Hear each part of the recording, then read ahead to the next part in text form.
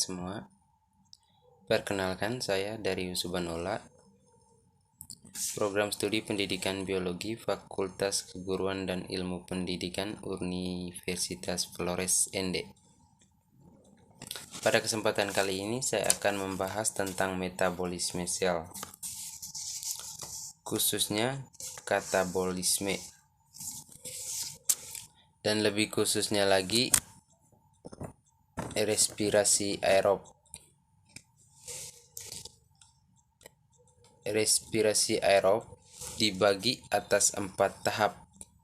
Yang pertama glikolisis, yang kedua dekarbolisasi oksidatif, yang ketiga siklus Krebs, yang keempat transport elektron. Yang pertama glikolisis.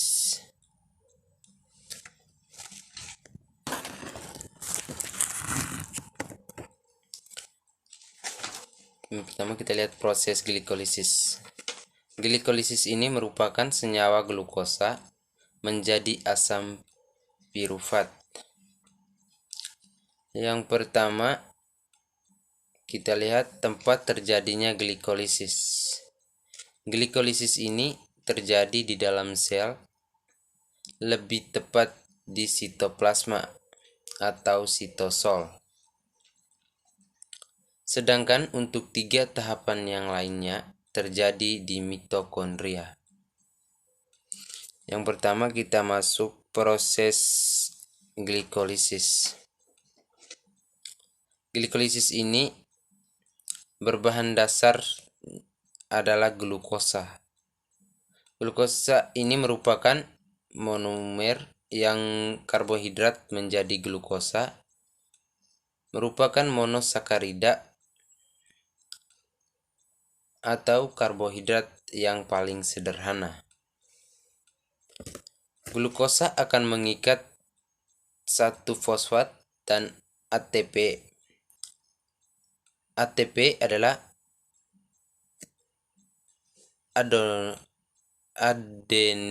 adenosine trifosfat. Tri berarti 3, jadi ATP merupakan senyawa yang memiliki 3 fosfat. Jadi fosfatnya diambil oleh glukosa hingga berubah menjadi ADP. Fosfatnya tinggal 2 karena glukosa mengambil 1 fosfat dari ATP.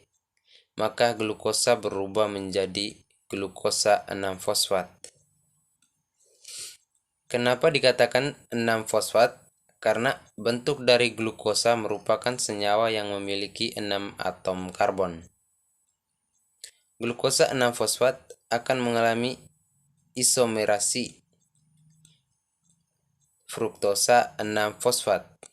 Fruktosa 6 fosfat akan mengikat 1 fosfat lagi dari ATP sehingga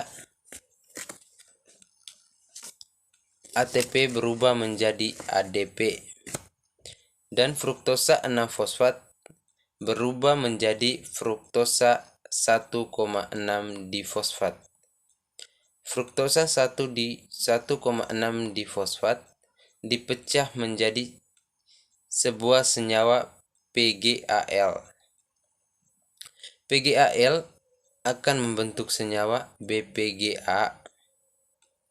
Pada perubahan PgAl menjadi BPGA akan menghasilkan NADH. NADH ini berasal dari NAD+. Selanjutnya BPGA akan membentuk PGA. BPGA yang fosfatnya 2 akan menjadi BPGA yang fosfat 1. Berarti BPGA fosfatnya 1 akan kehilangan fosfat, dan fosfatnya yang hilang akan bergantung dengan ADP sehingga berubah menjadi ATP, dan selanjutnya PGA akan berubah menjadi asam pirufat. Asam pirufat ini tidak mengandung lagi fosfatnya. Dan yang berikut kita masuk ke hasil. Jadi hasil dari glikolisis ini adalah 2 ATP, 2 NADH, dan 2 asam nitrat. Yang berikut kita masuk ke dekarbolisasi oksidatif. Yang pertama kita bahas tentang tempat terjadinya dekarbolisasi oksidatif.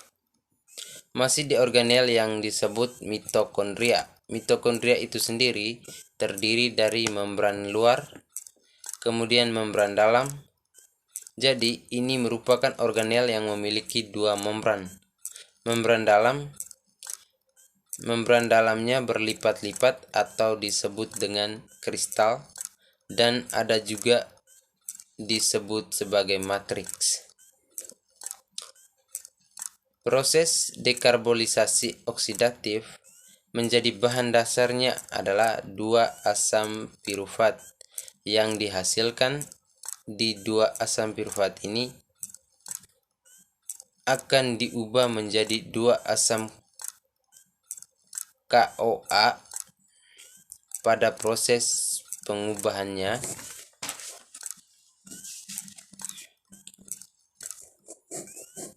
Membutuhkan enzim yaitu koenzim A, kemudian menghasilkan 2 NADH. NADH ini berasal dari 2 NAD+. 2 NAD+ kemudian menghasilkan juga berupa karbon dioksida atau 2CO2. Asam pirufat memiliki 3 atom karbon, kemudian menghasilkan asetil koenzim A yang memiliki 2 atom karbon. Jadi massa piruvatnya tadi 3 karbon, kemudian melepas 1 karbon dalam bentuk CO2 sehingga menghasilkan asetil koenzim A hanya 2 atom karbon.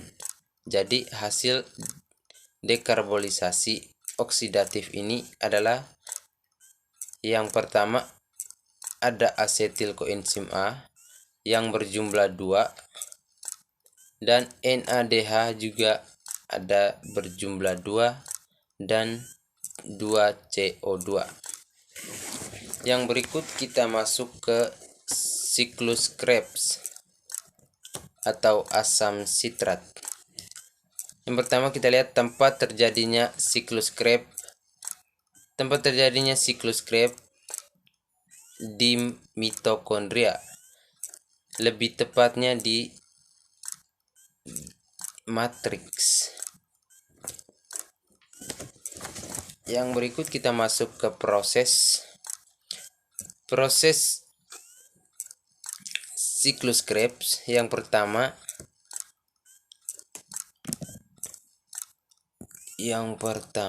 kita lihat oksaloasetat 4 karbon. Oksaloasetat ini akan bereaksi dengan asetil koenzim A. Asetil koenzim A yang dihasilkan itu berjumlah 2, maka asetil yang dibutuhkan juga berjumlah 2.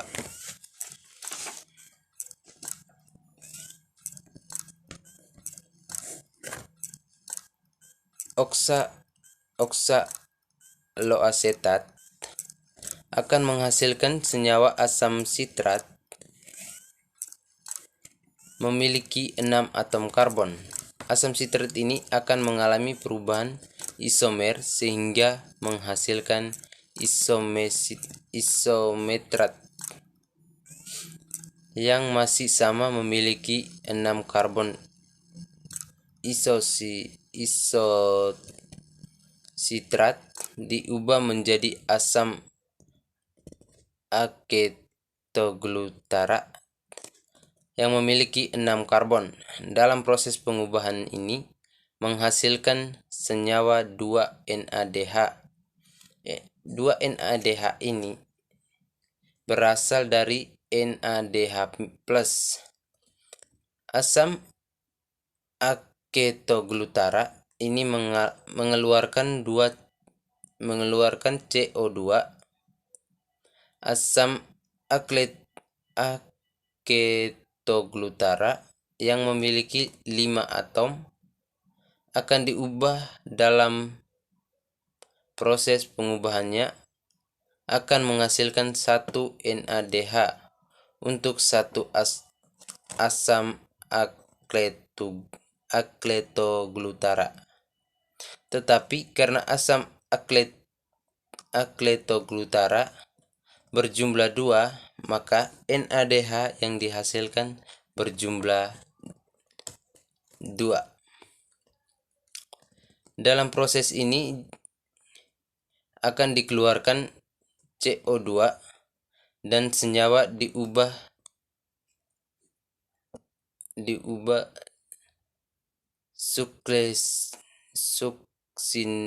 suksinil yang memiliki 4 atom karbon.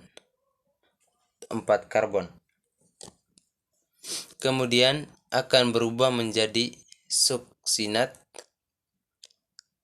Suksinat ini menghasilkan 2 GTP dari 2 GDP dan akan menghasilkan lagi menjadi 2 ATP yang dihasilkan dari 2 ADP. Dan atom suksinat akan berubah menjadi fumarat dan fumarat akan berubah